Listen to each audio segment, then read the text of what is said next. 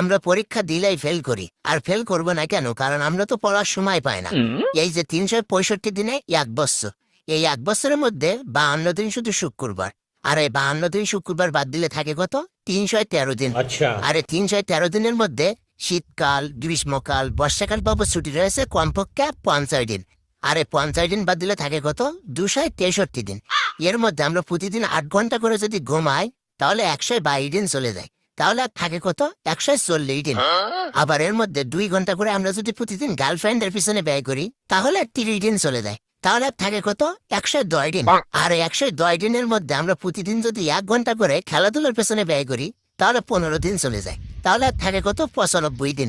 আবার আমরা প্রতিদিন 2 ঘন্টা করে খাওয়া এবং গোসল করার পেছনে ব্যয় করলে 30 দিন চলে যায়। তাহলে আর থাকে কত? 65 দিন। এর মধ্যে আমরা প্রায় পরীক্ষাতে খালি 35 দিন।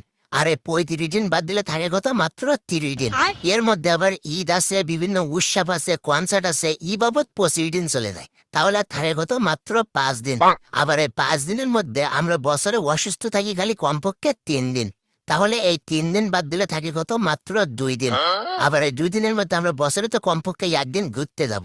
আর এই 1 দিন বাদ দিলে থাকে কত? মাত্র 1 দিন। এখন অনেকেই ভাবতে পারে, তাহলে আমাদের হাতে 1 দিন পড়ার সময় থাকে, তাহলে জন্মদিন কোথায় যাবে? এই জন্মদিন পালন করতেই তো 1 দিন চলে যায়।